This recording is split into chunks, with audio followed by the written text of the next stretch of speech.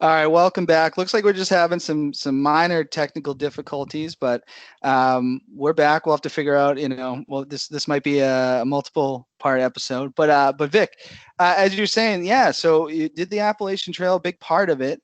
What was it like at night? You know, going from different place to different place. Yeah, so one of the best parts I think about the AT is the community. So it sounds like you're on this trail kind of hiking all by yourself and it's super remote, but there's actually quite a decent amount of people that are out there when you're hiking. And so I went with a friend of mine and we only spent probably a handful of nights truly by ourselves. So it's really awesome because you get to camp and you're so tired and exhausted. Um, and you're meeting these people for the first time and you're all kind of in the same boat. And so you bond with them really quickly and you talk about your day, and usually you end up seeing them for like the next few days, or you don't see them for 2 weeks and then you see them again. And it's the community is really awesome. And everybody's probably going at their own pace as well, I'd assume, right? Yeah. Yeah, no, that's super awesome. I'd like to do at least some of it at some point. Definitely saw a lot of your pictures. Those were really cool. Looked like a very cool experience too. So that's like a hiker's dream, is the Appalachian Trail, you know. Yeah, I think Um, even just like backpacking, like spending 3 or 4 nights out there, you kind of get like the bare. It like strips away everything, so you just have to focus on like survival and eating and sleeping, and it's a really cool experience to get to do that. oh yeah, for sure. No, it sounds amazing. Um, that brings us into pop culture. Now, Alex Trebek, and I think he was joking about this. He's obviously, been diagnosed with cancer. He's a lot older now, about 80 years old. He said he'd like to see his replacement be Betty White, who's 98 years old. Would you like to see Betty White ever host Jeopardy? I don't. Yeah, I mean that's so funny. He must have been joking, I would imagine. I didn't Yeah. even Betty White was 98. That seemed really shocking to me. I didn't realize she was that old. Well, Um, she's the last living Golden Girl. Like they've all passed on, and she's still here. yeah, yeah. I mean, that would definitely be fun if she did a couple episodes. Um, I don't know. In terms of like replacing him, though, I feel like that would be really, really difficult. I almost feel like like Jeopardy should just like come to a close or find a different form of show or something else. I don't know, because he's like the face of it. It'd be really weird to watch it without. Well, yeah, I mean, it's like he's so iconic to that show, and it's like when Wheel of Fortune, Bob Barker was replaced by Drew Carey. I don't think the show was ever really the same, or people cared as much. I'm not sure. I was never into it, but it's hard to replace someone that was like is so recognized for that show. Yeah, absolutely. Yeah, I heard that they've been playing like they played his first ever episode. I was looking at pictures of it, and he looks so different. It's pretty cool. He's been doing it for so long. Yeah, and he's got a book coming out, and I actually, I don't, Yeah. generally buy a ton of books, but I think that would be a great read. You know. Um, all right, so that brings us into Kanye West talking about running for president. Now, what do you think of that? Do you think there's? I mean, a lot of people talk about his mental state. Like, do you think Kanye West is okay? No, I don't. I mean I don't. I'm gonna be honest. I really don't follow him or the Kardashians or any of that very much. But just like from the clips that I've seen, I yeah, I feel like he's got some mental health issues that he needs to get worked on for sure. I don't know. I can't decide if the running for president is a joke or if he's serious about it. It's hard to tell. Well, I've had a guest on here say that this is to help Trump in some way, if he actually can get on the ballot or have people voting for him, because we know where he kind of stands with the Donald there. Hmm. So. All right, but that's next question though, and we want to kind of get to know this from you because this could be suggestions for other people. What are on your top 5 favorite movie lists? Okay, so the first movie that comes to mind is Good Will Hunting. That's the one that like if it's ever playing on TV, I can't turn it off or like not watch it. Matt Damon is like my favorite actor. I love him, so I love Good Will Hunting for sure. And then the rest of them, it's really hard for me to come up with my top five. Um, Thelma and Louise is a great one. I don't know if you've seen that. Oh, I've seen it. I love Gina Davis. Yeah, I love that movie. Um, Anything with Will Smith, I'm a big Will Smith fan. So I really like The Pursuit of Happiness. Um, and Hitch was like one of the few DVDs I owned.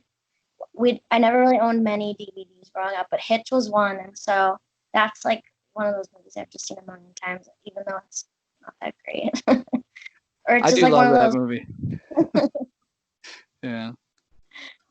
Yeah. Um, I recently saw Grizzly Man, which I don't know Oh, if I'd put it in my top five, but that movie was just like, fascinating to me.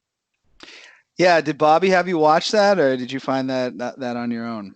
Yeah, I think he must have. Yeah.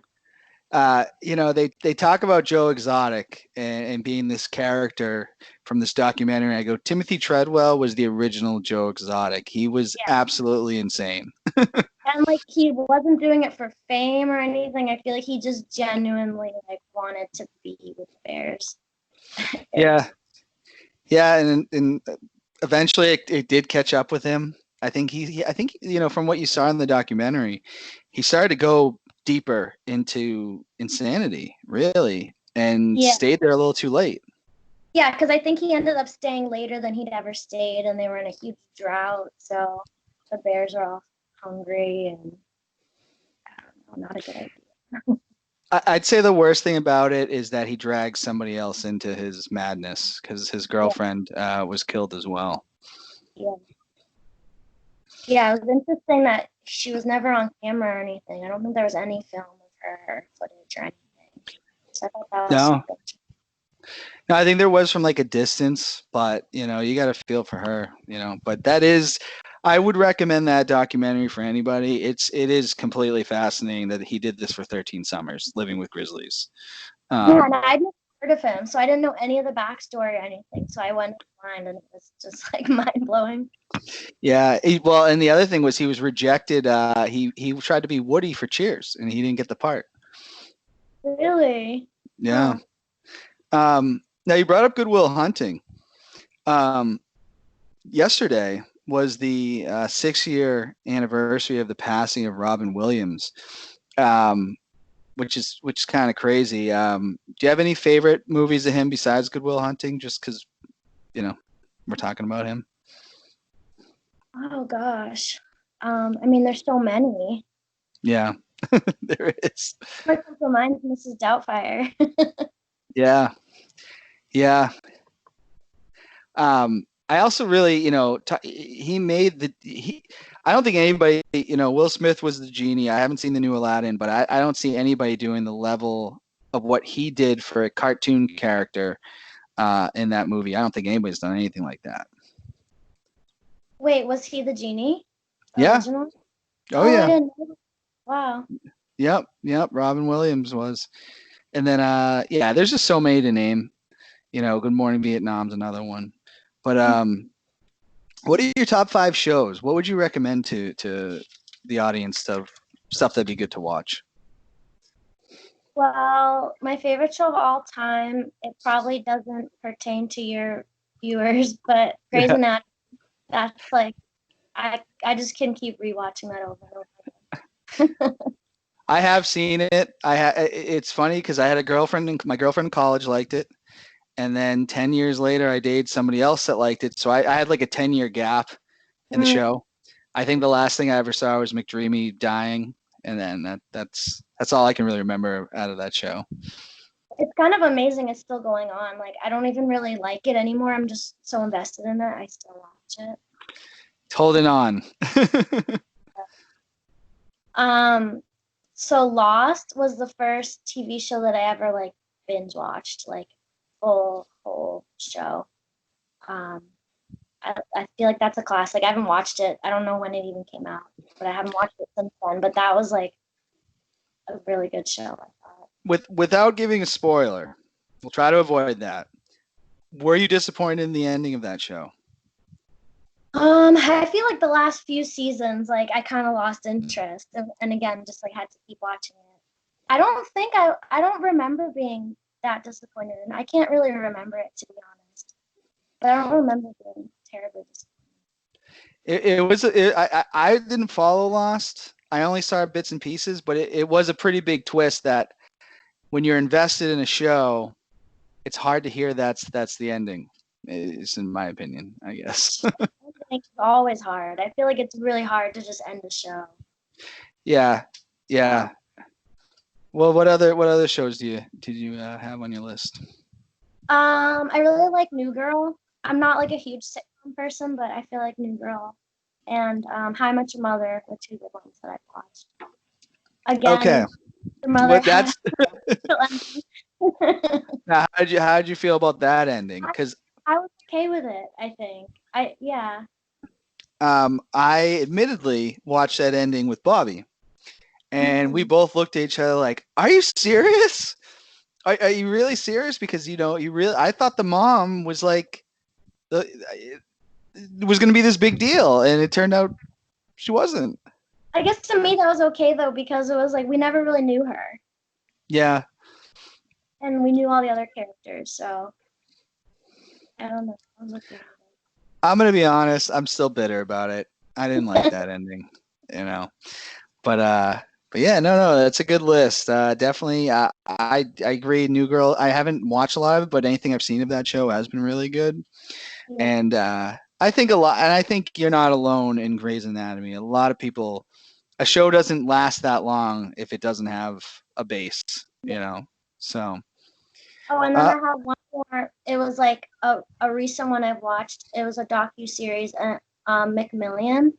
It okay. was about the McDonald's Monopoly game and how it was actually um, being like influenced by the mafia or the mob, and that was super interesting.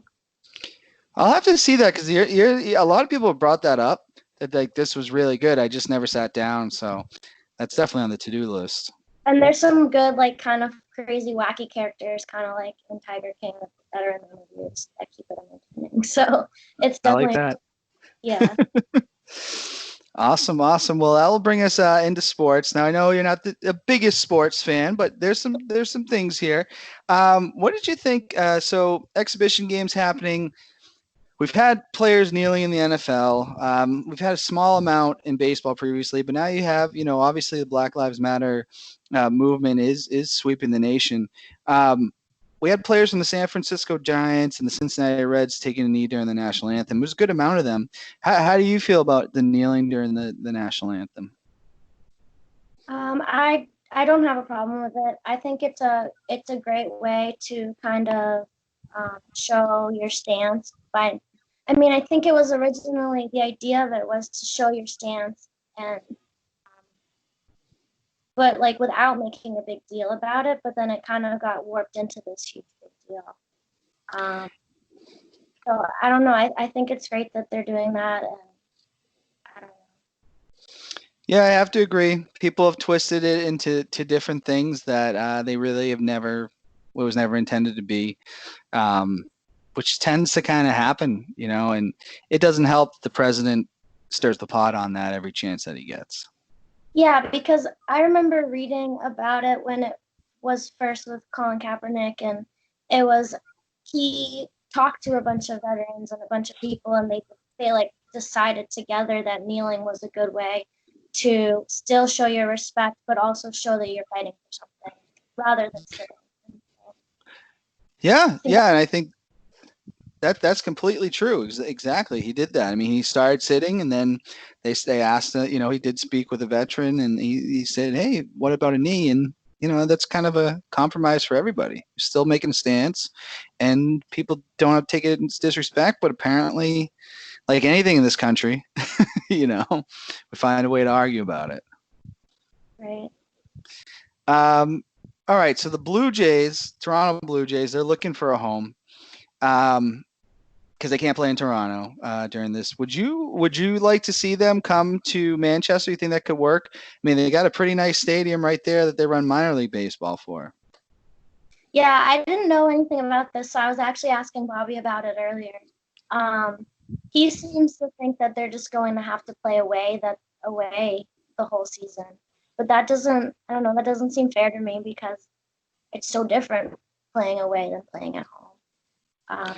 I guess maybe some of that might change by not having the fans in the stadium, but still, there's got to be something about like playing on your home turf, some kind of advantage,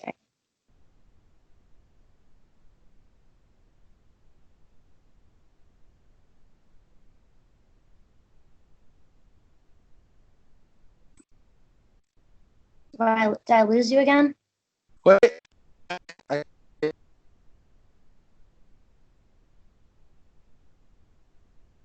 um,